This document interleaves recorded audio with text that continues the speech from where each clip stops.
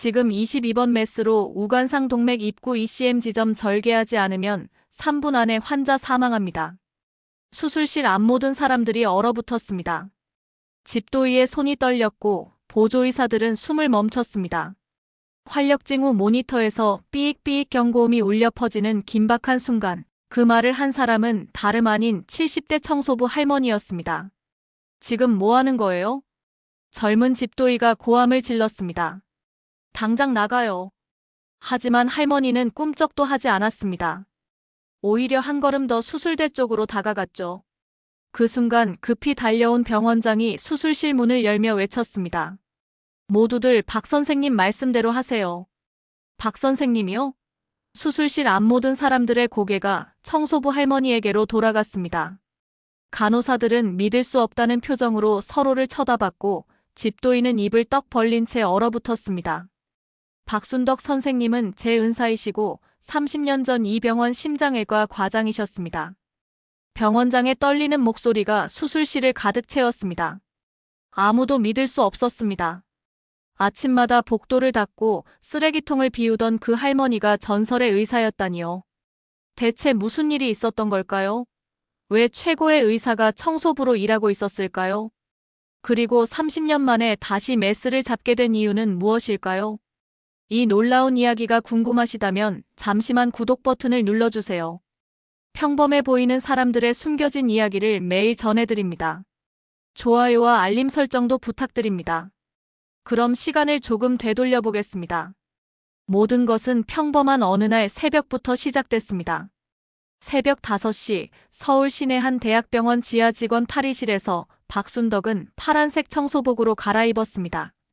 72살의 나이에도 그녀는 매일 이 시간이면 어김없이 출근했죠. 작은 체구에 허리가 약간 굽은 할머니였지만 옷만큼은 항상 단정하게 입었습니다. 오늘도 고생이 많으십니다. 경비실을 지나가던 야간 경비가 인사를 건넸고 박순덕은 고개를 숙여 답례했습니다. 말이 별로 없는 할머니였지만 항상 예의 바른 사람이라고 경비는 생각했죠. 청소도구를 챙긴 박순덕은 5층 심장내과 병동으로 향했습니다. 엘리베이터 앞에 섰을 때 마침 안에서 간호사 2명이 내리고 있었어요.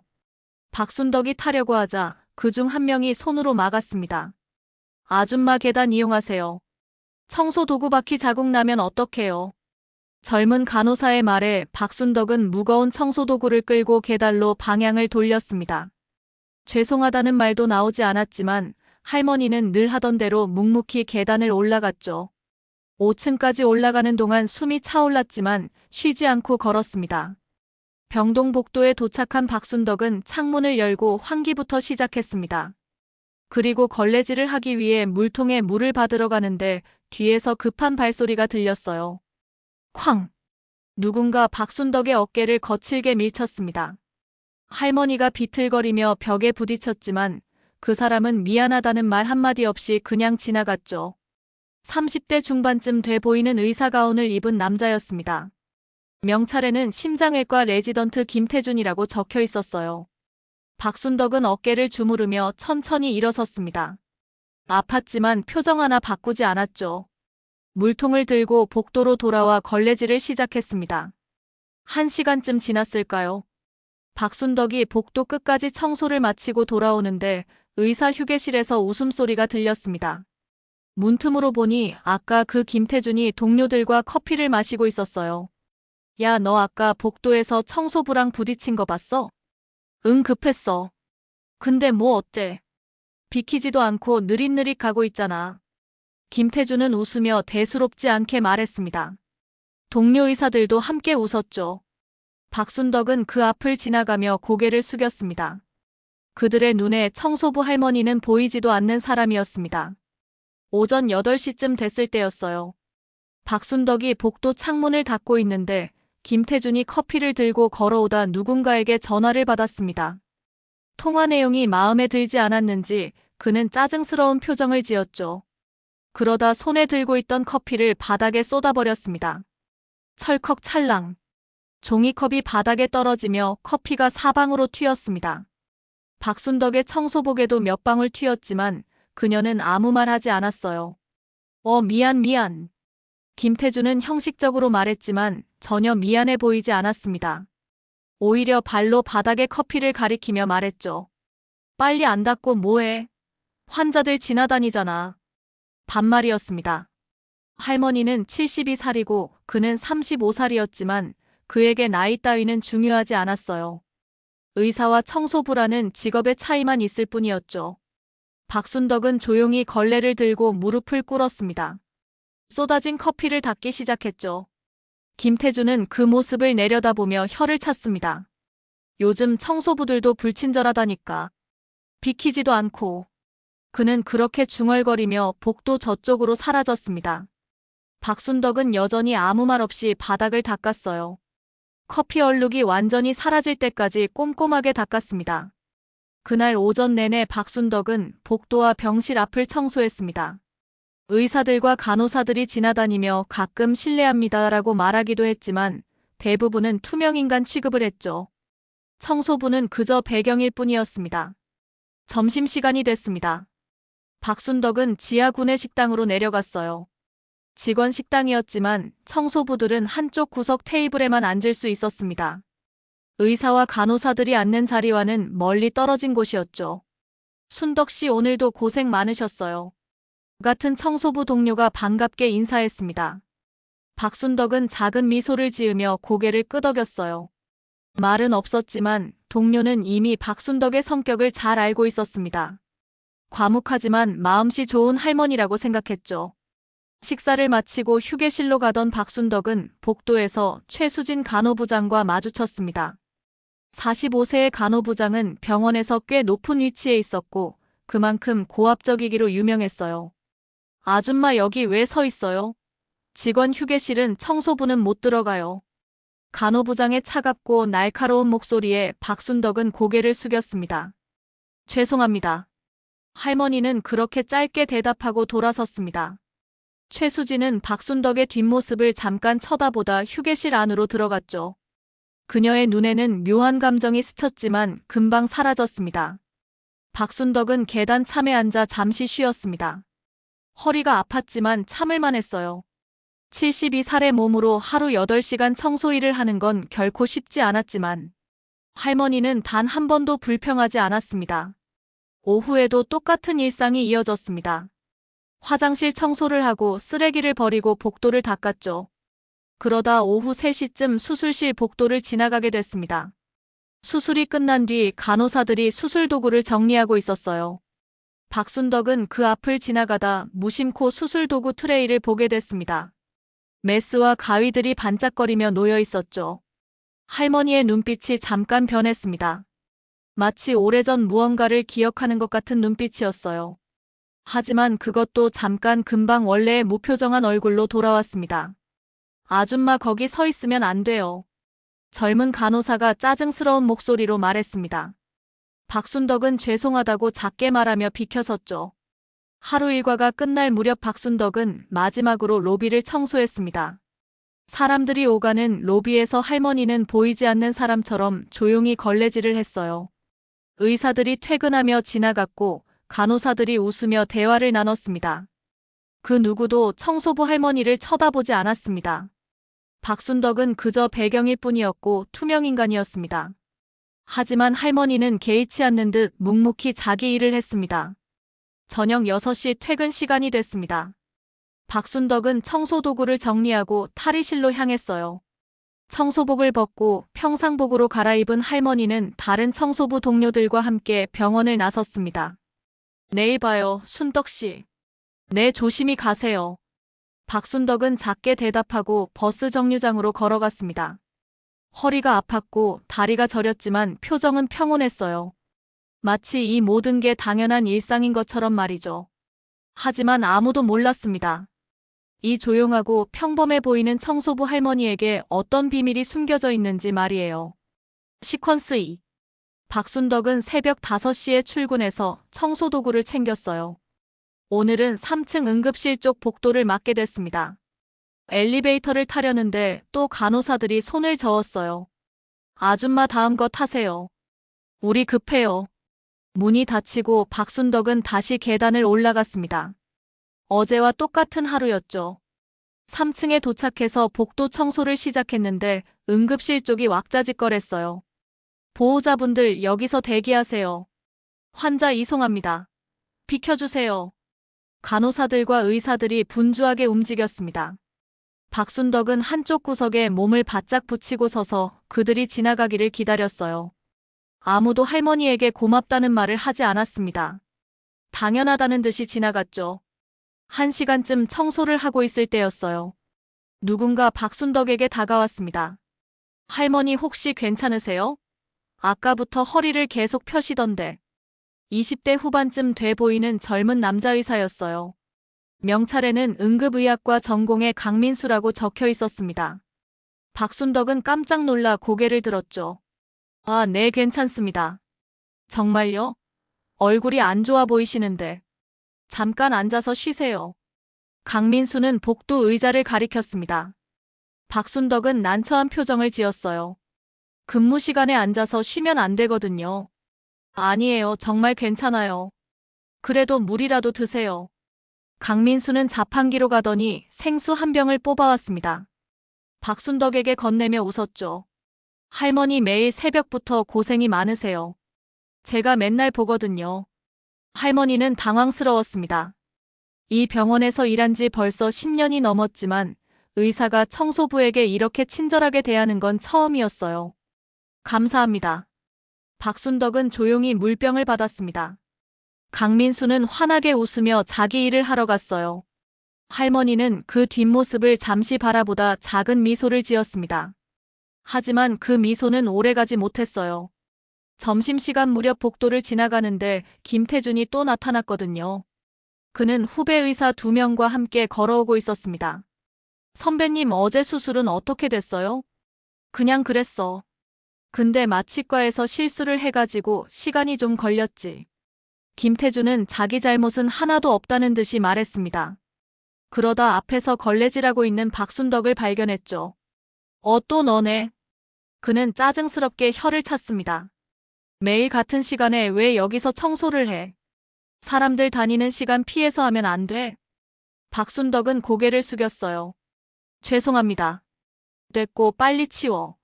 김태준은 그렇게 말하고 박순덕이 닦은 바닥을 그대로 밟고 지나갔습니다.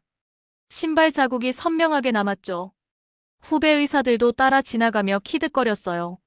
선배님, 청소부한테 엄격하시네요. 당연하지. 요즘 다들 너무 설렁설렁 이래. 그들의 목소리가 멀어졌습니다. 박순덕은 다시 걸레를 들고 신발 자국을 닦았어요. 표정 하나 변하지 않았습니다. 오후 2시쯤 됐을 때였어요. 박순덕이 수술실 근처 복도를 청소하고 있었습니다. 수술이 끝난 뒤라 간호사들이 정리를 하고 있었죠. 그때 복도 벽에 걸린 모니터가 박순덕의 눈에 들어왔습니다. 누군가 CT 촬영 결과를 확인하고 있었어요. 심장 단층 촬영 이미지였습니다. 할머니의 걸음이 멈췄어요. 무심코 모니터를 쳐다보게 됐죠. 그리고 눈을 가늘게 떴습니다. 화면 속 이미지를 유심히 들여다보는 눈빛이었어요. 저 각도로는 위험한데. 아주 작은 목소리였습니다. 혼잣말이었죠. 하지만 지나가던 젊은 간호사가 그 말을 들었어요. 예? 뭐라고 하셨어요? 간호사가 돌아봤습니다. 박순덕은 깜짝 놀라 고개를 저었어요. 아무것도 아닙니다. 아까 뭐라고 하신 것 같은데요? 간호사가 의아한 표정으로 물었습니다. 박순덕은 당황하며 대답했어요. 그냥 혼잣말이었어요. 죄송합니다. 할머니는 얼른 청소도구를 끌고 그 자리를 떠났습니다. 간호사는 고개를 갸웃거리다 다시 자기 일을 했죠. 하지만 이상한 일은 거기서 끝나지 않았어요. 오후 4시쯤 박순덕이 수술 대기실 앞을 지나가고 있었습니다. 수술을 준비하는 간호사들이 도구를 점검하고 있었어요. 이따 6시 수술 준비 다 됐어? 네, 거의 다요. 젊은 간호사가 대답했습니다. 박순덕은 그 앞을 조용히 지나가려 했어요. 그런데 수술도구 트레이가 눈에 들어왔습니다. 할머니의 발걸음이 또 멈췄어요. 트레이를 쳐다보는 눈빛이 달라졌습니다. 마치 오래된 기억이 떠오르는 것 같았죠. 그리고 박순덕은 자기도 모르게 입을 열었습니다. 22번 메스도 준비하셨어요? 순간 주변이 조용해졌어요. 간호사들이 일제히 박순덕을 쳐다봤습니다. 수술 도구 번호를 아는 청소부라니요. 예. 지금 뭐라고 하셨어요? 선배 간호사가 놀란 표정으로 물었습니다. 박순덕은 그제야 정신이 들었어요. 자기가 무슨 말을 했는지 깨달았죠. 아, 죄송합니다. 제가 착각을. 할머니는 황급히 고개를 숙이고 그 자리를 떠났습니다. 뒤에서 간호사들이 수군거리는 소리가 들렸어요. 22번 메스가 뭐야? 심장 수술 때 쓰는 특수 메스잖아. 청소부가 그걸 어떻게 알아? 이상하네. 혹시 예전에 간호사였나? 박순덕은 빠르게 복도 끝으로 사라졌습니다. 심장이 두근거렸어요. 조심해야 하는데 자꾸 실수를 하고 있었습니다. 저녁 무렵 박순덕은 로비를 청소하고 있었어요. 그때 강민수가 퇴근하며 지나갔습니다. 할머니를 발견한 그는 환하게 웃으며 손을 흔들었죠. 할머니 오늘도 고생하셨어요. 박순덕도 작게 미소 지으며 손을 흔들었습니다. 강민수는 정말 착한 젊은이였어요. 그런데 바로 뒤에서 김태준이 나타났습니다. 강민수와 함께 걸으며 물었죠. 야, 너 저 청소부 아줌마한테 왜 그렇게 잘해줘? 네, 할머니잖아요. 당연히 잘해드려야죠. 강민수가 당연하다는 듯이 대답했습니다. 김태준은 코웃음을 쳤어요. 너무 친하게 지내지 마. 요즘 청소부들 기어오르더라. 선배님 그런 말씀 좀. 강민수가 불편한 표정을 지었습니다. 김태준은 어깨를 으쓱했죠. 뭐 내 맘대로 해. 난 그냥 조언하는 거야. 두 사람이 멀어졌습니다. 박순덕은 그 대화를 다 들었어요. 하지만 표정 하나 바꾸지 않고 계속 청소를 했습니다. 퇴근 시간이 됐어요. 탈의실에서 옷을 갈아입는데 같은 청소부 동료가 말을 걸었습니다. 순덕 씨 오늘 수술실 쪽에서 이상한 일 있었대요? 예. 무슨 일이요? 간호사들이 그러는데 청소부가 수술도구 이름을 안다고. 혹시 순덕 씨 아니에요? 동료가 농담조로 물었습니다. 박순덕은 고개를 저었어요. 아니에요. 저 그런 거 몰라요. 그럼 누구였을까? 신기하네. 동료는 그렇게 말하며 웃었습니다. 박순덕은 작게 미소 지었지만 마음속으로는 긴장했어요. 더 조심해야겠다고 생각했습니다. 병원을 나서는데 하늘에서 비가 내리기 시작했습니다. 박순덕은 우산도 없이 버스 정류장으로 걸어갔어요. 빗물이 얼굴을 적셨지만 할머니는 천천히 걸었습니다. 그 순간 누군가 우산을 받쳐줬어요. 고개를 들어보니 강민수였습니다. 할머니 우산 없으세요? 같이 쓰세요. 아이고 괜찮아요. 금방 갈 거예요. 아니에요. 제가 차까지 바래다 드릴게요. 강민수는 웃으며 박순덕을 자기 차까지 데려갔습니다. 그리고 우산을 건네줬어요. 이거 갖고 가세요. 내일 주시면 돼요. 이럴 수 없어요. 어떻게? 괜찮아요, 할머니. 저 우산 많아요. 강민수는 환하게 웃으며 차에 올랐습니다. 그리고 손을 흔들며 떠났죠. 박순덕은 우산을 든 채 그 차를 바라봤어요. 오랜만에 느끼는 따뜻함이었습니다. 할머니의 눈가에 촉촉한 것이 맺혔어요. 빗물인지 눈물인지 알 수 없었습니다. 그날 밤 박순덕은 작은 원룸에 돌아와 창문을 열었어요. 빗소리를 들으며 오래된 사진첩을 꺼냈습니다. 사진 속에는 젊은 시절의 박순덕이 있었어요. 하얀 가운을 입고 환하게 웃고 있는 여의사였습니다. 그 옆에는 서울대학병원 심장외과 박순덕 교수라는 명패가 보였죠. 할머니는 사진을 쓰다듬었습니다. 그리고 작게 중얼거렸어요. 강민수 선생 같은 의사들이 많아지면 좋겠구나. 창밖에서는 여전히 비가 내리고 있었습니다. 사흘이 지났습니다. 박순덕은 여전히 조용히 청소 일을 하고 있었어요. 강민수에게 빌린 우산을 돌려주고 고맙다는 인사를 했죠. 강민수는 여전히 환하게 웃으며 할머니라고 불렀습니다. 그날은 금요일 오후였어요. 박순덕이 5층 복도를 청소하고 있는데 갑자기 병원 전체가 술렁이기 시작했습니다. VIP 환자 응급 이송 들어옵니다. 병원장님께 보고 올라갔습니다. 중환자실 준비하세요. 간호사들이 복도를 뛰어다녔어요. 의사들도 긴장한 표정으로 움직였죠. 박순덕은 한쪽으로 비켜서서 그 광경을 지켜봤습니다. 10분쯤 지나자 구급차 사이렌 소리가 들렸어요. 병원 입구가 복잡해졌습니다. 경호원들이 먼저 들어왔고 그 뒤로 응급 침대가 들어왔죠. 침대 위에는 60대 중반쯤 돼 보이는 남자가 누워 있었어요. 얼굴이 창백하고 식은땀을 흘리고 있었습니다. 급성 심근경색 증상이었죠. 한국제일그룹 회장님이시래. 어머 진짜? 간호사들이 수군거렸습니다. 박순덕도 그 소리를 들었어요. 재벌 회장이 응급 입원한 거였습니다. 응급실이 발칵 뒤집혔어요. 이병원장이 직접 내려왔고 심장내과 과장도 달려왔죠. 의료진이 총출동했습니다. 박순덕은 멀리서 그 모습을 지켜봤어요. 환자가 응급실로 들어가는 걸 보며 할머니의 눈빛이 변했습니다. 걱정스러운 표정이었죠. 1시간쯤 지났을 때 복도에서 의사들이 회의를 하고 있었어요. 박순덕이 그 근처를 청소하다 대화 내용을 듣게 됐습니다. CT 결과 나왔습니다. 관상동맥 3군데 막혔어요. 수술 말고는 방법이 없겠는데요. 문제는 환자 나이가 있고 당뇨까지 있어서 위험도가 높다는 겁니다. 의사들의 목소리가 심각했어요. 박순덕은 걸레질을 하는 척하며 귀를 기울였습니다. 그때 김태준이 나타났어요. 그는 자신감 넘치는 표정으로 동료들에게 말했습니다. 제가 하겠습니다. 태준 씨가? 이번 건 너무 위험한데. 괜찮습니다. 제 경력으로 충분히 할 수 있어요. 김태준은 당당했습니다. 주변 의사들이 걱정스러운 눈빛을 보냈지만 그는 개의치 않았어요. 결국 병원장이 결정을 내렸습니다. 김태준을 주 집도의로 하고 심장내과 과장이 보조로 들어가기로 했죠. 수술은 내일 오전 8시로 정해졌습니다.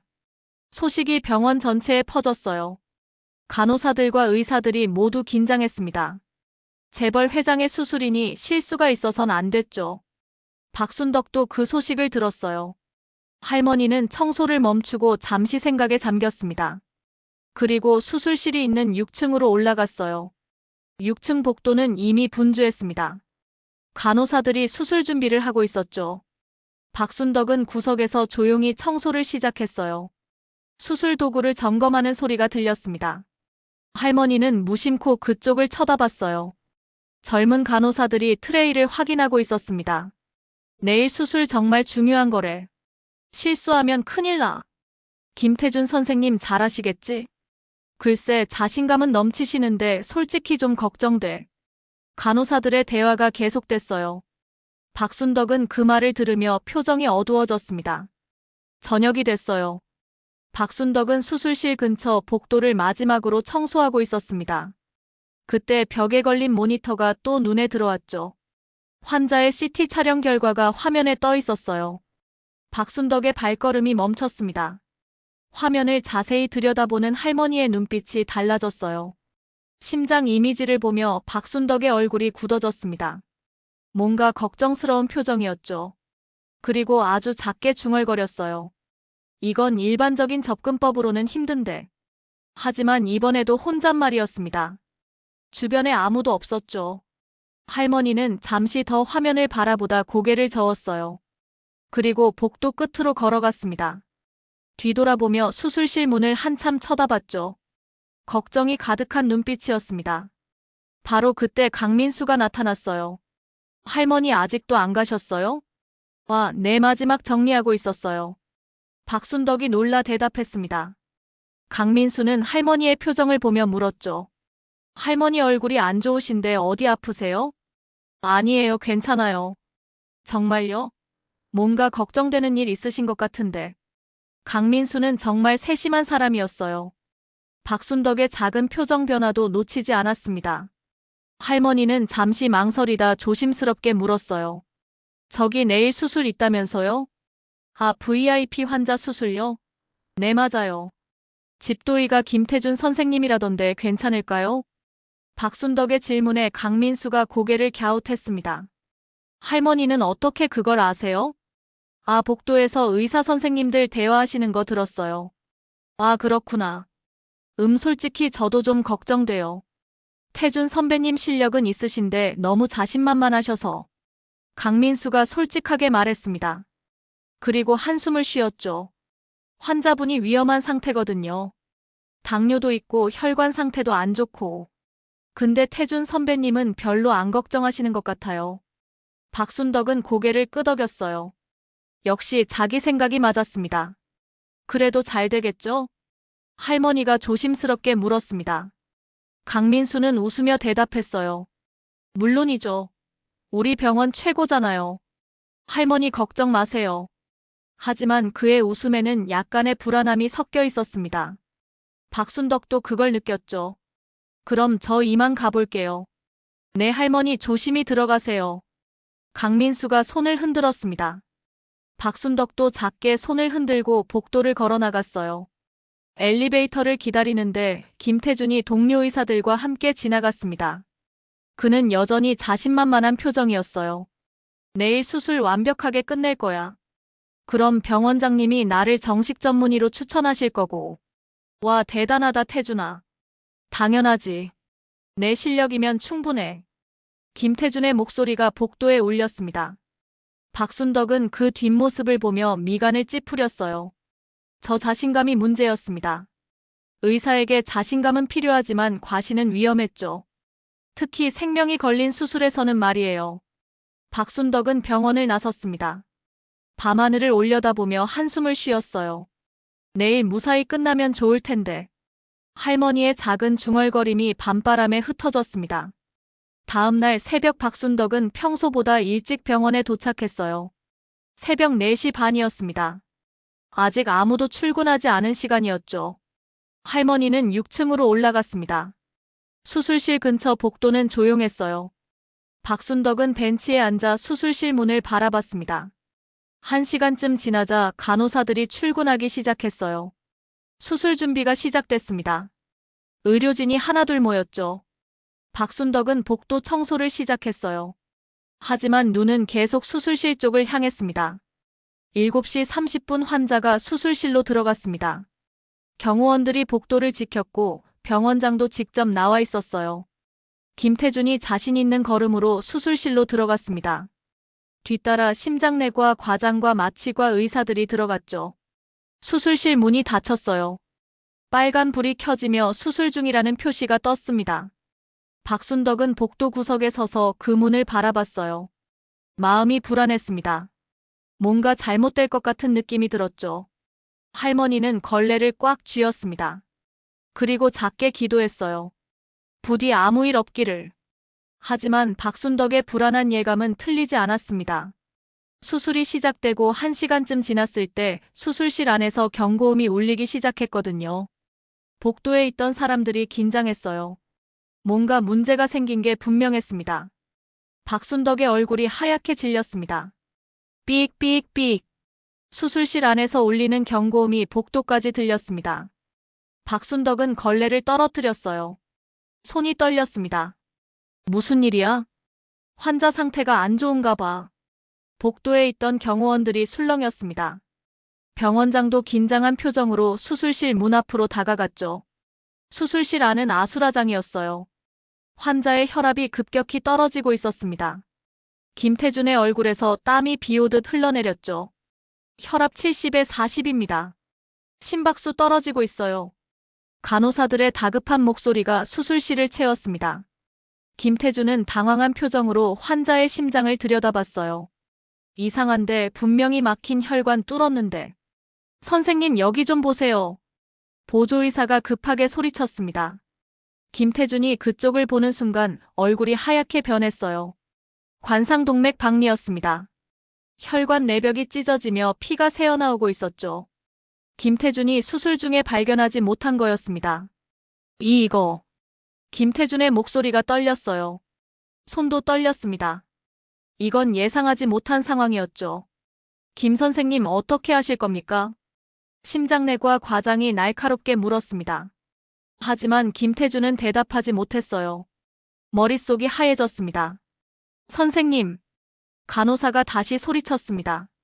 환자의 활력 징후가 더 떨어지고 있었어요. 이대로 가면 환자가 위험했습니다.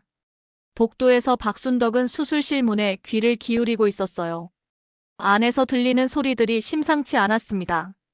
할머니의 얼굴이 점점 굳어졌죠. 그때 강민수가 복도로 뛰어왔어요. 할머니 왜 여기 계세요? 수술 중인데. 저기 안에 무슨 일 생긴 것 같아요. 박순덕이 떨리는 목소리로 말했습니다. 강민수도 경고음을 듣고 긴장했어요. 제가 확인해 볼게요. 강민수가 수술실 옆 모니터룸으로 들어갔습니다. 거기서는 수술 과정을 실시간으로 볼 수 있었거든요. 화면을 본 강민수의 얼굴이 굳었어요. 환자 상태가 심각했습니다. 그는 급히 병원장에게 달려갔죠. 원장님 큰일 났습니다. 뭐가 어떻게 됐어? 관상동맥 박리인 것 같은데 김 선생님이 대처를 못하고 계세요. 병원장의 얼굴도 하얗게 변했습니다. 이건 정말 위험한 상황이었어요. 수술실 안에서는 김태준이 여전히 우왕좌왕하고 있었습니다. 이거 어떻게 해야? 선생님 결정하셔야 합니다. 심장내과 과장이 다그쳤어요. 하지만 김태준은 완전히 패닉 상태였습니다. 자신감 넘치던 모습은 온데간데 없었죠. 혈압 50에 30. 맥박 약해지고 있어요. 간호사들의 목소리가 더 급해졌습니다. 환자가 죽어가고 있었어요. 박순덕은 복도를 왔다 갔다 하고 있었습니다. 마음속에서 두 가지 목소리가 싸우고 있었어요. 들어가야 해. 환자가 죽어가고 있어. 하지만 난 이미 의사가 아니야. 30년 전에 포기했어. 손자를 죽인 내가 무슨 자격으로. 그래도 지금은 다른 사람의 생명이 걸렸잖아. 할머니의 손이 떨렸습니다. 가슴이 두근거렸어요. 머릿속이 복잡했죠. 그때 수술실 문이 열리며 병원장이 급하게 소리쳤습니다. 심장내과 과장님 당장 들어가서 수습하세요. 네, 알겠습니다. 심장내과 과장이 급히 수술실로 들어갔어요. 하지만 이미 몇 분이 지난 상태였습니다. 환자 상태는 더 악화되고 있었죠. 박순덕은 그 광경을 보며 주먹을 꽉 쥐었어요. 몸이 저절로 움직이려 했습니다. 하지만 발이 떨어지지 않았죠. 안 돼. 난 할 수 없어. 손자가 죽던 그날이 떠올랐습니다. 수술대 위에서 작은 심장이 멈추던 순간이요. 박순덕의 손에서 메스가 떨어지던 그 순간 말이에요. 할머니는 눈을 질끈 감았습니다. 그리고 뒤돌아서려 했어요. 혈압 측정 안 됩니다. 수술실 안에서 간호사의 비명 같은 소리가 들렸습니다. 환자가 심정지 직전이라는 뜻이었죠. 박순덕의 발걸음이 멈췄어요. 머릿속에서 누군가의 목소리가 들렸습니다. 할머니 의사잖아요. 사람 살리는 게 의사잖아요. 손자였어요. 7살 때 수술대에 누우며 할머니를 올려다보던 그 아이였습니다. 할머니 무섭지 않아. 할머니가 해주는 거니까. 손자는 끝까지 할머니를 믿었어요. 죽는 순간까지 말이죠. 박순덕의 눈에서 눈물이 흘러내렸습니다. 하지만 동시에 눈빛이 달라졌어요. 30년 만에 다시 살아난 의사의 눈빛이었습니다. 미안해 민호야. 할머니 이번엔 꼭 살릴게. 할머니는 중얼거리며 수술실을 향해 걸어갔습니다. 처음엔 천천히 걸었지만 점점 빨라졌어요. 그리고 마지막엔 뛰었습니다. 할머니 어디 가세요? 강민수가 소리쳤지만 박순덕은 멈추지 않았어요. 수술실 문을 향해 달려갔습니다. 복도에 있던 사람들이 모두 놀라 쳐다봤어요. 72살 청소부 할머니가 수술실로 뛰어가는 광경이었죠. 박순덕은 수술실 문 앞에 섰습니다. 잠깐 망설였어요. 하지만 안에서 들리는 경고음을 듣는 순간 더 이상 참을 수 없었습니다. 벌컥. 할머니가 수술실 문을 활짝 열었어요. 밖에서 환한 복도 불빛이 수술실 안으로 쏟아져 들어왔습니다. 모든 사람들이 깜짝 놀라 문 쪽을 쳐다봤어요. 역광을 받으며 서 있는 청소복 차림의 할머니가 보였습니다. 지금 뭐 하는 거예요? 김태준이 고함을 질렀습니다. 땀으로 범벅이 된 얼굴로 할머니를 노려봤죠. 당장 나가요. 여긴 수술실이에요. 하지만 박순덕은 꿈쩍도 하지 않았습니다. 오히려 한 걸음 수술대 쪽으로 다가갔어요. 그리고 차분하지만 단호한 목소리로 말했습니다. 지금 22번 메스로 우관상 동맥 입구 ECM 지점 절개하지 않으면 3분 안에 환자 사망합니다. 순간 수술실 안이 조용해졌어요. 경고음만 삐익삐익 울릴 뿐이었습니다. 모두가 입을 벌린 채 할머니를 쳐다봤어요. 청소부가 지금 뭐라고 한 거죠? 김태준이 어이없다는 표정으로 소리쳤습니다. 지금 미쳤어요? 당장 나가라고요. 보조의사들도 당황했어요. 간호사들은 서로 얼굴만 쳐다봤습니다. 이게 대체 무슨 상황인지 아무도 이해할 수 없었죠. 바로 그때였어요. 모두들. 복도에서 떨리는 목소리가 들렸습니다. 이병원장이 수술실 안으로 들어오고 있었어요. 병원장은 박순덕을 보며 눈물을 글썽였습니다. 30년 만이었어요. 은사님이 다시 수술실에 서신 게 말이죠. 모두들 박 선생님 말씀대로 하세요. 병원장의 목소리가 수술실을 가득 채웠습니다. 모든 사람들이 충격을 받았어요. 네. 박 선생님이요? 김태준이 믿을 수 없다는 표정으로 물었습니다. 병원장은 고개를 끄덕이며 말했죠. 박순덕 선생님은 제 은사이시고 30년 전 이 병원 심장외과 과장이셨습니다. 그 말과 함께 수술실 안 공기가 얼어붙었습니다. 박순덕 선생님은 제 은사이시고 30년 전 이 병원 심장외과 과장이셨습니다. 병원장의 말이 떨어지자 수술실 안이 완전히 얼어붙었어요. 김태준의 입이 떡 벌어졌습니다. 간호사들은 서로 얼굴만 쳐다봤죠. 네. 그게 무슨... 김태준이 말을 잇지 못했어요.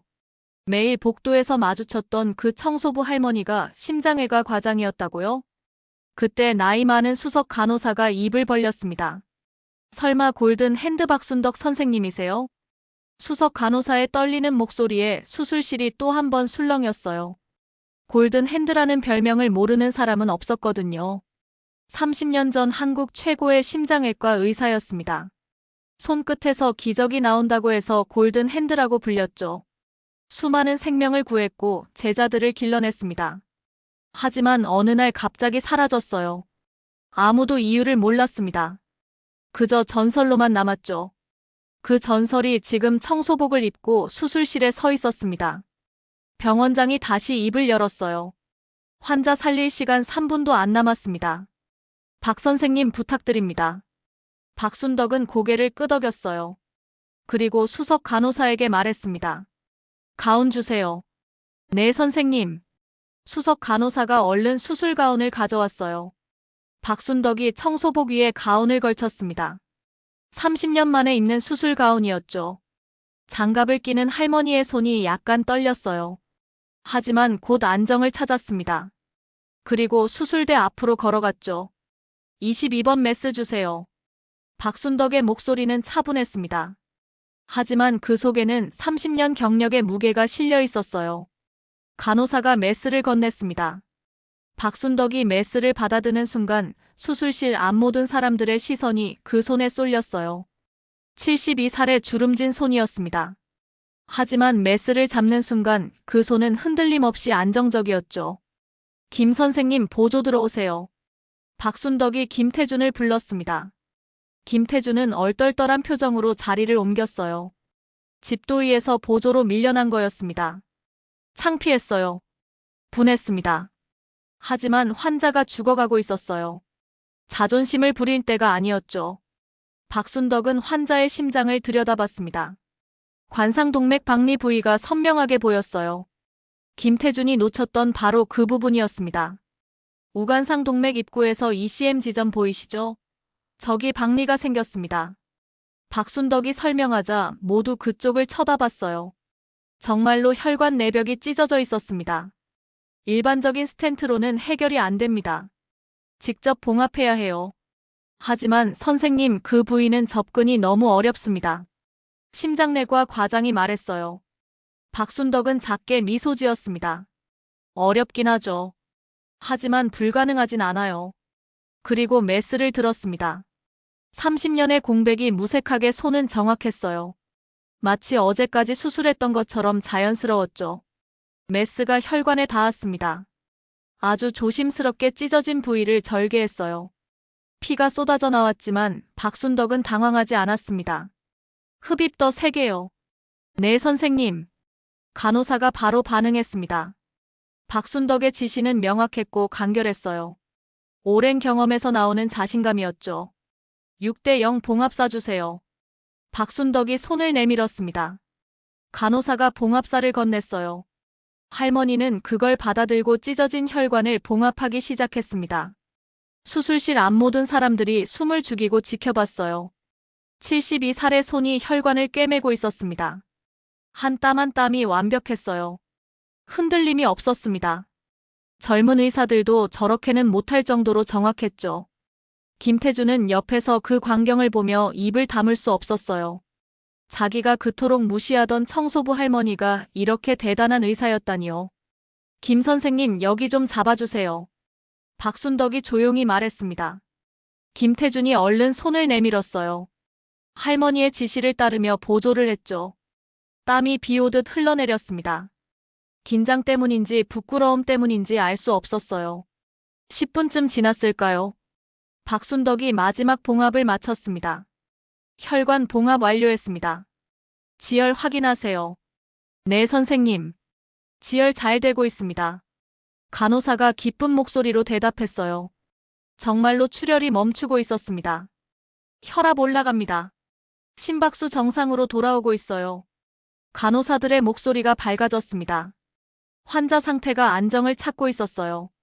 박순덕은 이제 막힌 혈관을 뚫는 작업을 시작했습니다. 스텐트를 정확한 위치에 삽입했어요. 손놀림이 물 흐르듯 자연스러웠죠. 첫 번째 스텐트 삽입 완료. 두 번째 준비되셨습니까? 내주세요. 박순덕의 지시에 모두가 척척 움직였어요. 수술실 분위기가 완전히 달라졌습니다. 혼란스럽던 분위기가 정돈됐죠. 20분 뒤 세 군데 막힌 혈관이 모두 뚫렸습니다. 박순덕은 마지막으로 상태를 확인했어요. 혈류 확인. 정상입니다, 선생님. 심장 박동은 안정적입니다. 모든 게 완벽했어요. 위기의 순간에서 환자를 구해냈습니다. 박순덕은 천천히 메스를 내려놓았어요. 그리고 깊은 숨을 내쉬었습니다. 30년 만에 다시 한 수술이었죠. 봉합 들어가세요. 나머지는 심장내과 과장님이 마무리하시면 됩니다. 네, 선생님, 정말 감사합니다. 심장내과 과장이 고개를 숙였어요. 진심으로 감사하는 표정이었습니다. 박순덕이 수술대에서 물러났습니다. 그 순간이었어요. 짝짝짝짝.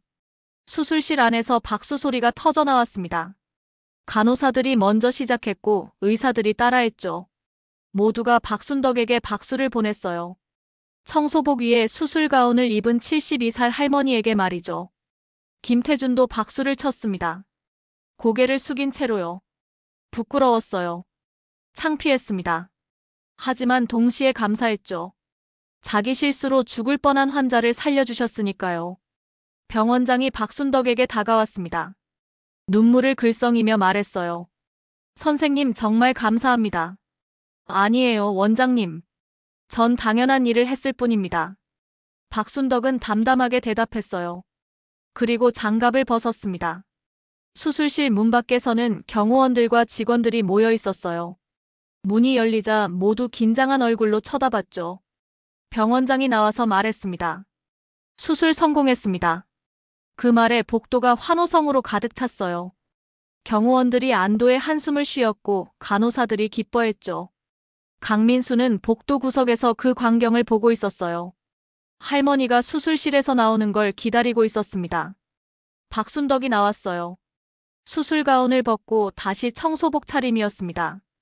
피곤한 표정이었지만 눈빛은 평온했어요. 강민수가 달려왔습니다. 할머니, 아니 선생님. 정말 대단하세요. 박순덕은 작게 미소 지었어요. 민수 선생님 고마워요. 제 비밀 들켰네요. 비밀이요? 이렇게 대단하신 분이셨는데 왜 청소부로 일하셨어요? 강민수의 질문에 박순덕은 잠시 침묵했습니다. 그리고 천천히 입을 열었죠. 그건 긴 이야기예요. 할머니의 눈빛이 잠깐 흔들렸어요. 과거의 아픔이 스쳐 지나갔습니다. 하지만 지금은 그 이야기를 할 때가 아니었어요. 박순덕은 고개를 저으며 말했습니다. 전 이만 가봐야겠어요. 아직 청소 못 끝낸 곳이 많거든요. 예? 아니 선생님, 지금 청소를요? 강민수가 깜짝 놀라 물었습니다. 방금 사람 목숨을 살린 의사가 청소를 하러 간다고요? 박순덕은 환하게 웃었어요. 전 청소부니까요. 그리고 복도 저쪽으로 걸어갔습니다. 청소 도구가 있는 곳으로 말이죠. 강민수는 그 뒷모습을 보며 멍하니 서 있었어요. 존경스러웠습니다. 동시에 궁금했죠. 대체 무슨 사연이 있기에 저렇게 대단한 분이 청소부로 일하는 걸까요? 수술이 끝나고 2시간쯤 지났을 때 병원 전체가 들썩이기 시작했습니다. 들었어? 청소부 할머니가 골든 핸드 박순덕 선생님이래. 진짜? 말도 안 돼. 아니 진짜야. 수술실 있던 간호사들이 직접 봤대. 30년 전에 사라진 그 전설적인 의사가 우리 병원 청소부였다고. 복도마다 의사들과 간호사들이 모여서 수군거렸어요. 믿을 수 없다는 표정들이었죠. 점심시간이 되자 구내식당이 난리가 났습니다. 모두 그 이야기만 했어요. 내가 오늘 아침에 박 선생님한테 계단 이용하라고 했는데 어떡하지? 젊은 간호사가 창백한 얼굴로 말했습니다. 옆에 있던 선배가 한숨을 쉬었어요. 나도 어제 복도 청소하는데 비켜달라고 했어. 아이고 부끄러워. 우리만 그런 게 아니야. 의사들도 마찬가지래. 사람들은 부끄러워했습니다. 그동안 박순덕을 어떻게 대했는지 떠올랐거든요. 그때 최수진 간호부장이 식당에 들어왔어요. 얼굴이 새하얗게 질려 있었습니다. 부장님 괜찮으세요? 아, 응. 최수진은 제대로 대답하지 못했어요. 머릿속이 복잡했습니다. 사실 최수진은 30년 전 박순덕 교수 밑에서 일했던 신입 간호사였어요. 그때 박 교수님께 얼마나 많이 배웠는지 몰랐죠. 근데 세월이 지나며 그 사실을 까맣게 잊고 살았습니다. 박 교수님이 사라지신 지 오래됐고 자기는 간호부장까지 올랐으니까요. 그런데 그 은인이 10년 넘게 청소부로 일하고 계셨다니요. 게다가 자기가 그분을 얼마나 함부로 대했는지요. 최수진은 밥을 먹을 수가 없었어요. 목구멍으로 넘어가지 않았습니다. 오후가 되자 박순덕을 찾는 사람들이 줄을 이었습니다. 의사들이 찾아와 인사를 했어요. 선생님 그동안 몰라 뵙고 죄송했습니다. 선생님 책에서만 봤는데 이렇게 뵙게 돼서 영광입니다. 젊은 의사들이 고개를 숙였습니다. 박순덕은 당황한 표정으로 손을 저었어요. 아니에요. 괜찮아요. 다들 몰랐으니까요. 할머니는 여전히 청소복을 입고 있었습니다.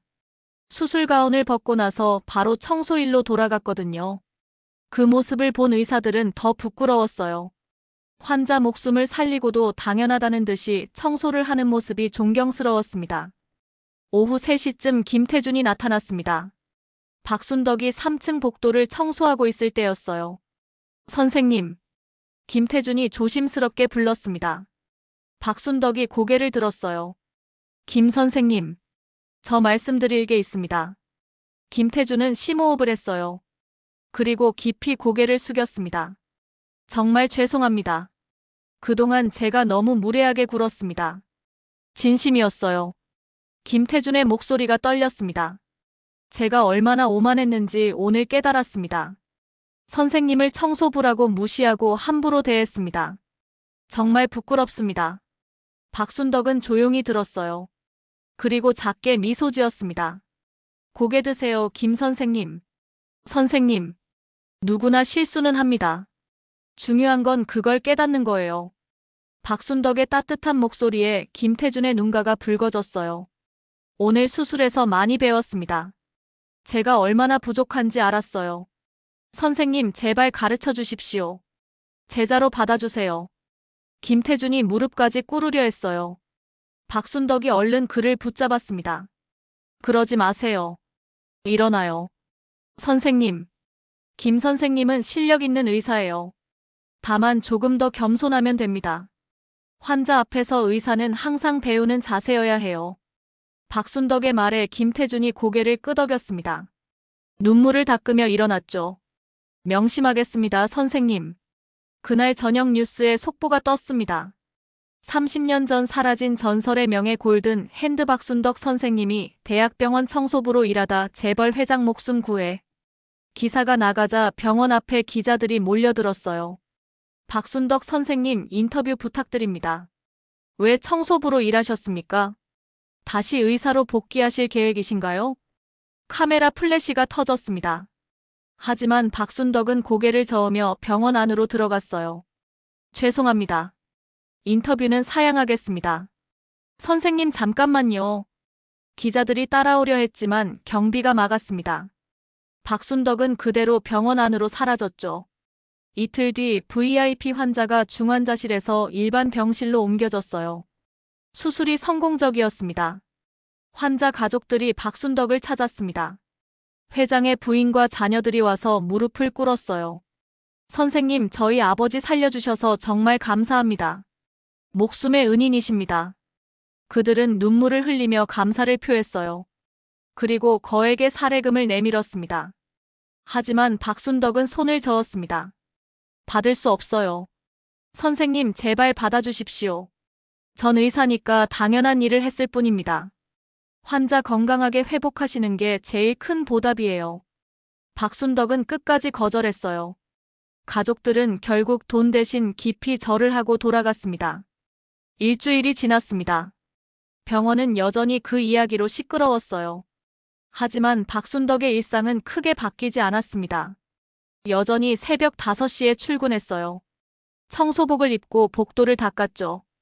다른 점이 있다면 이제 아무도 할머니를 무시하지 않는다는 거였어요. 선생님 안녕하세요. 선생님 오늘도 고생 많으십니다. 의사들과 간호사들이 먼저 인사를 했습니다. 박순덕은 여전히 조용히 미소 지으며 답례했어요. 엘리베이터를 타려는데 이번엔 사람들이 먼저 비켜줬습니다. 선생님 먼저 타세요. 아니에요, 괜찮아요. 선생님 청소 도구 무거우시잖아요. 저희가 들어드릴게요.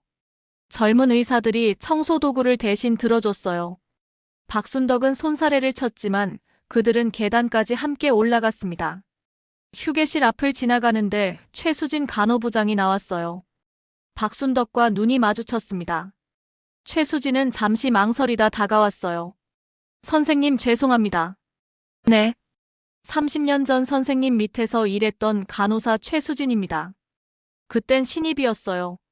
최수진의 고백에 박순덕이 눈을 크게 떴어요. 아, 수진 씨. 기억해요. 선생님께서 저를 기억하실 줄은 몰랐습니다. 최수진의 목소리가 떨렸어요. 10년 넘게 선생님이 청소하시는 거 보면서도 몰라봤습니다. 아니 알았어도 못 본 척 했을지도 모르겠어요. 정말 죄송합니다. 박순덕은 고개를 저었습니다. 괜찮아요. 다들 바쁘게 사니까요. 게다가 제가 많이 늙었잖아요. 선생님, 수진 씨 간호부장까지 올라갔다면서요? 정말 대단해요. 축하해요. 박순덕의 진심 어린 축하에 최수진은 고개를 숙였어요. 눈물이 뚝뚝 떨어졌습니다. 강민수는 매일 박순덕을 찾아왔어요.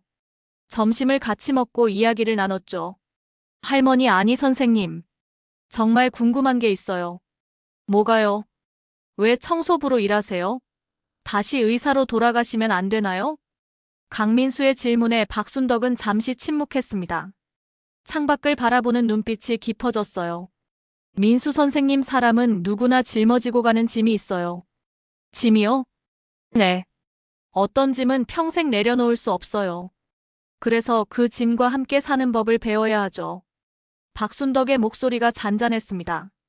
하지만 그 속에는 깊은 슬픔이 담겨 있었어요. 강민수는 더 묻지 못했습니다. 선생님 얼굴에 스치는 아픔이 느껴졌거든요. 대체 무슨 일이 있었던 걸까요? 왜 최고의 의사가 30년 동안 숨어 살았던 걸까요? 그 비밀은 아직 아무도 모르고 있었습니다. 그날 저녁 강민수는 병원장실로 불려갔습니다. 이병원장이 차 한 잔을 권하며 자리를 권했어요. 앉으세요, 민수 선생님. 네, 원장님. 강민수가 앉자 병원장은 창밖을 바라봤습니다. 잠시 침묵이 흘렀어요.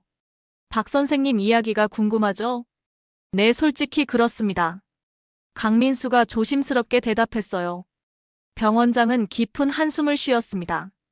제가 아는 범위 내에서 말씀드리겠습니다. 하지만 이건 박 선생님께 너무 아픈 기억이니 함부로 퍼뜨리시면 안 돼요. 물론입니다. 병원장은 천천히 입을 열었습니다. 30년 전 박순덕 교수는 정말 대단한 분이었어요. 서울대 의대를 수석으로 졸업하고 최연소로 교수가 됐죠. 심장외과 분야에서 타의 추종을 불허했습니다. 손끝에서 기적이 나온다고 해서 골든 핸드라고 불렸어요. 수술 성공률이 98%였습니다. 다른 병원에서 포기한 환자들도 박 교수님께 오면 살았죠. 병원장 자신도 그때 박 교수님 밑에서 레지던트로 일했어요. 매일 배우는 게 많았고 존경했습니다. 박 교수님은 실력만큼이나 마음씨도 좋았어요. 가난한 환자들 치료비를 대신 내주기도 했죠. 그러면서도 절대 티를 내지 않았습니다. 그런 분이 왜 갑자기 사라지신 겁니까? 강민수가 물었어요. 병원장의 얼굴이 어두워졌습니다. 손자 때문이었습니다. 박 교수님에게는 딸이 하나 있었어요. 딸이 결혼해서 아들을 낳았는데 그 아이가 민호였습니다. 7살 민호는 박 교수님의 유일한 손주였어요. 교수님은 그 아이를 무척 사랑했습니다. 바쁜 와중에도 손자를 데리고 놀아주곤 했죠. 근데 민호에게 선천성 심장병이 있었어요. 심실중격결 손증이었습니다. 수술하지 않으면 위험한 상태였죠. 박 교수님은 고민했어요. 다른 의사에게 맡길까 아니면 본인이 직접 할까요? 결국 직접 하기로 결정했습니다. 본인이 최고의 의사니까 본인이 해야 손자가 안전할 거라고 생각했죠. 그런데 수술이 잘못된 겁니까? 강민수의 질문에 병원장이 고개를 끄덕였어요. 수술 당일 박 교수님은 평소보다 더 조심했습니다. 손자니까 더 완벽하게 하고 싶었죠. 수술은 순조롭게 진행됐어요. 심실중격 결손 부위를 봉합하고 거의 다 끝났을 때였습니다. 갑자기 예상하지 못한 일이 벌어졌어요. 민호의 심장에 부정맥이 생긴 거예요. 심실세동이었습니다. 아주 드문 합병증이었죠. 박 교수님은 당황했습니다. 평생 수천 번의 수술을 했지만 그때처럼 손이 떨린 적은 없었어요. 민호야 괜찮아. 할머니가 있어. 박 교수님은 손자에게 말하며 제세동기를 준비했습니다. 한 번, 두 번 전기 충격을 가했지만 심장은 다시 뛰지 않았어요. 수술실이 패닉 상태가 됐습니다. 모두가 최선을 다했지만 민호의 작은 심장은 끝내 멈추고 말았죠. 안 돼, 안 돼. 박 교수님이 비명을 질렀어요. 손자의 가슴을 직접 눌러 심폐소생술을 했습니다. 하지만 소용없었어요. 민호는 그렇게 세상을 떠났습니다. 할머니의 손 안에서 말이죠. 병원장의 목소리가 떨렸습니다. 강민수의 눈가도 붉어졌어요. 박 교수님은 그 자리에서 무너지셨어요. 수술대에 엎드려 울부짖으셨죠. 내 손으로 내 손자를 죽였다고요. 의사가 될 자격이 없다고요. 딸은 어머니를 원망하지 않았습니다. 오히려 어머니를 위로했어요. 하지만 박 교수님은 스스로를 용서할 수 없었습니다. 장례식도 제대로 치르지 못했어요. 손자 얼굴을 볼 수가 없었거든요. 일주일 뒤 박 교수님은 의사 면허를 자진 반납했습니다. 병원을 떠나고 모든 걸 정리했죠. 어디로 가신 겁니까? 시골이요. 강원도 깊은 산골로 가셨대요. 박 교수님은 20년 동안 그곳에서 혼자 살았습니다. 작은 단칸방에서 최소한의 생활만 했어요. 매일 손자 사진 앞에서 참회했습니다. 미안하다고 용서해달라고 말이죠. 가끔 산에 올라가 하루 종일 울기도 했어요. 손자가 좋아하던 동요를 부르며 눈물을 흘렸습니다. 세상과 단절하고 살았어요. 의사로서의 삶도 할머니로서의 삶도 모두 포기했습니다. 그저 하루하루를 견디며 살았죠. 10년 전이었어요. 병원장이 박 교수님을 찾아갔습니다. 어떻게 찾으셨습니까? 오래 걸렸어요. 사립탐정까지 고용했죠. 병원장이 작은 산골 마을에서 박 교수님을 발견했을 때 깜짝 놀랐어요. 62살이었지만 70처럼 늙어 계셨거든요. 선생님 돌아오세요. 전 자격이 없어요. 박 교수님은 고개를 저었습니다. 병원장은 무릎을 꿇었어요. 선생님 청소부라도 좋습니다. 그냥 병원에만 계세요. 환자들 곁에만 계세요. 그게 선생님이 살아야 할 이유 아닙니까? 병원장은 울며 애원했습니다. 박 교수님도 울었어요. 저 같은 사람이 병원에 있어도 될까요? 선생님은 여전히 제일 훌륭한 의사십니다. 단지 가장 슬픈 의사일 뿐이에요. 그 말에 박 교수님의 마음이 흔들렸습니다. 일주일을 고민한 끝에 결정했죠. 청소부로 일하기로요. 의사 가운은 영영 벗었지만 환자들 곁에는 있고 싶었습니다. 그게 박 교수님이 속죄하는 방법이었어요. 10년 동안 박 교수님은 조용히 청소부로 일했습니다. 아무도 모르게 가난한 환자들 치료비를 보태주기도 했죠. 본인은 월급도 거의 쓰지 않았어요. 최소한만 쓰고 나머지는 모두 기부했습니다. 그렇게 10년을 지내시다가 이번에 다시 메스를 잡으신 겁니다. 병원장의 이야기가 끝났어요. 강민수는 눈물을 닦았습니다. 민호가 할머니한테 뭐라고 했는지 아세요? 병원장이 물었어요. 강민수가 고개를 저었습니다. 수술대에 누우면서 이렇게 말했대요. 할머니 무섭지 않아. 할머니가 해주는 거니까. 강민수의 눈에서 눈물이 주르륵 흘러내렸습니다. 끝까지 할머니를 믿었던 거예요. 그 아이는 원망하지 않았어요. 하지만 박 선생님은 30년 동안 스스로를 용서하지 못하신 겁니다. 병원장도 눈물을 닦았어요. 이번에 수술하신 건 정말 큰 결심이었을 거예요. 30년 만에 다시 환자를 살린 겁니다. 어쩌면 그제야 민호가 할머니를 용서해 준 게 아닐까요? 강민수는 대답하지 못했습니다. 목이 메어 말이 나오지 않았거든요. 그날 밤 강민수는 박순덕을 다시 만났습니다. 할머니는 병원 옥상에 혼자 서 계셨어요. 선생님, 민수 선생님. 박순덕이 돌아봤습니다. 강민수는 다가가 조용히 말했어요. 원장님께 이야기 들었습니다. 박순덕의 눈빛이 흔들렸어요. 하지만 곧 미소 지었습니다. 이제 다 알게 됐군요. 선생님 정말 죄송합니다. 제가 너무 몰랐습니다. 아니에요. 괜찮아요. 박순덕은 하늘을 올려다봤습니다. 별이 반짝이고 있었어요. 민호야 할머니 봐. 오늘 다시 환자 살렸어. 할머니 이제 괜찮아. 할머니의 작은 속삭임이 밤바람에 흩어졌습니다. 일주일이 지났습니다. 병원은 조금씩 평온을 찾아가고 있었어요. 박순덕도 여전히 새벽 5시에 출근해서 청소 일을 했습니다. 강민수는 매일 할머니를 찾아와 이야기를 나눴어요. 점심도 함께 먹고 때로는 차 한 잔을 마시며 인생에 대해 얘기했죠. 그날 오후 강민수는 병원 행정실에서 서류를 정리하고 있었습니다. 환자 치료비 지원 관련 자료였어요. 이게 뭐지? 강민수가 한 파일을 발견했습니다. 익명 기부자 명단이었어요. 지난 10년간 매달 꾸준히 기부한 사람의 기록이었죠. 기부 금액이 상당했습니다. 매달 200만 원씩 10년이면 2억 4천만 원이었어요. 가난한 환자들의 치료비로 쓰였다고 기록돼 있었습니다. 대체 누가 이렇게 꾸준히? 강민수가 기부자 정보를 확인하려는데 이상한 점을 발견했어요. 계좌번호만 있고 이름은 익명으로 돼 있었습니다. 호기심이 생긴 강민수는 행정실 직원에게 물었어요. 이 익명 기부자 누군지 아세요? 아, 그분이요? 저희도 몰라요. 10년 전부터 매달 정확히 23일에 입금되는데 누군지는 비밀이래요. 23일이요? 강민수의 머릿속에 뭔가 스쳤습니다. 23일 어디서 들어본 것 같은데요. 그때 문득 떠올랐어요. 민호의 기일이 3월 23일이었습니다. 병원장님께 들었던 기억이 났죠. 설마. 강민수는 급히 인사 파일을 찾았습니다. 박순덕의 급여 내역을 확인했어요. 월급은 220만 원이었습니다. 청소부 평균 급여였죠. 근데 박순덕의 통장에는 매달 20만 원 정도만 남고 나머지는 모두 출금됐어요. 강민수는 날짜를 확인했습니다. 출금일이 매달 23일이었어요. 맙소사. 익명 기부자가 박순덕이었습니다. 할머니는 10년 동안 본인 월급 대부분을 기부하고 계셨던 거예요. 강민수는 곧바로 병원장을 찾아갔습니다. 원장님 이거 보세요.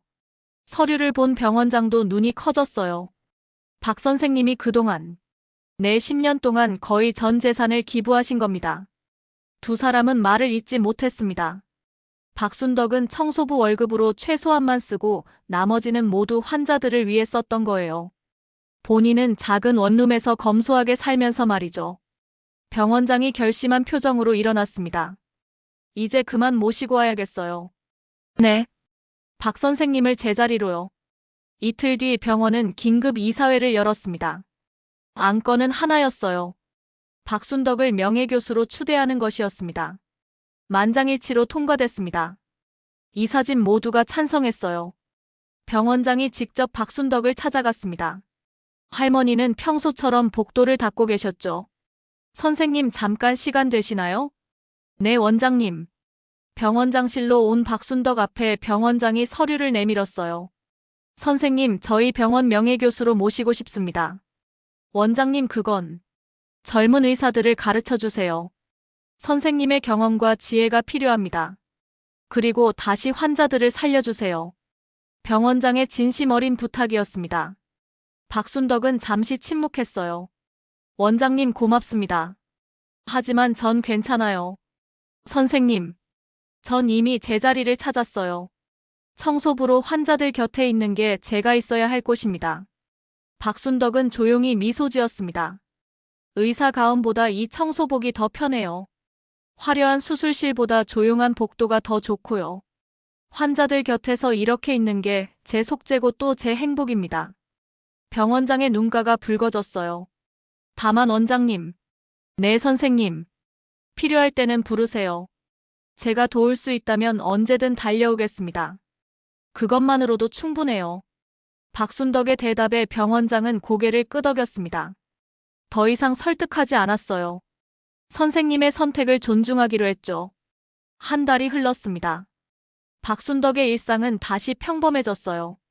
매일 새벽에 출근해서 복도를 닦았습니다. 하지만 이제는 아무도 할머니를 함부로 대하지 않았어요. 모두가 박 선생님이라고 불렀고 존경했죠. 김태주는 매주 박순덕을 찾아와 수술에 대해 질문했습니다. 할머니는 친절하게 가르쳐줬어요. 점심시간 휴게실에서 간단한 강의도 했죠. 환자를 대할 때 가장 중요한 건 겸손입니다. 우리는 환자를 고치는 게 아니라 환자가 스스로 회복하도록 돕는 거예요. 젊은 의사들이 고개를 끄덕이며 열심히 들었어요. 최수진 간호부장도 종종 박순덕과 차를 마셨습니다.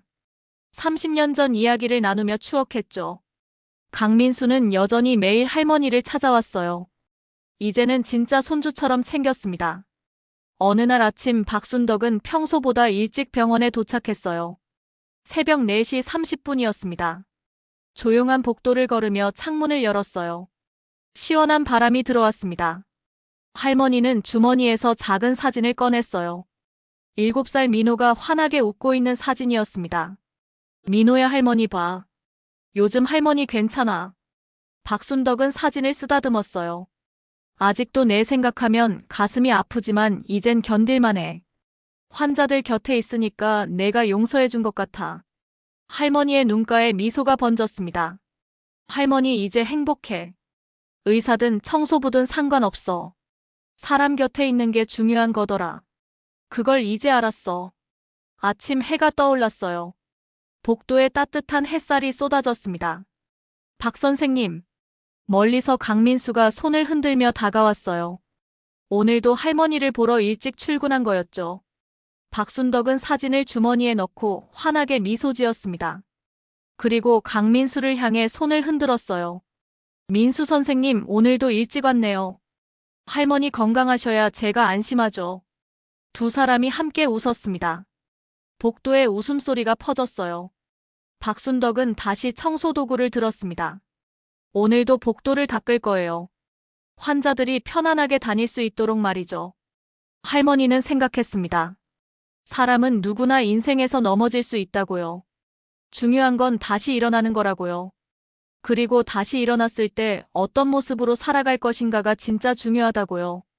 박순덕은 청소부로 살기로 했습니다. 화려하지 않지만 의미 있는 삶이었어요. 환자들 곁에서 조용히 돕는 삶 말이죠. 그것으로 충분했습니다. 새벽 햇살을 받으며 복도를 닦는 72살 할머니의 얼굴에는 평온한 미소가 가득했어요. 더 이상 슬픔이 아닌 감사로 살아가는 사람의 표정이었습니다. 여러분 주변에도 이런 분들이 계실 거예요.